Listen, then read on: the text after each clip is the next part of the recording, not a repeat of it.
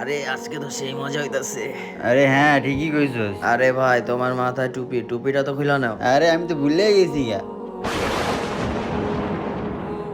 আরে ভাই মদ খাইতাছো, চানাচুর কি দিমু? আরে বাহ, চানাচুর হলে তার মজা হয়ে যাবে দে।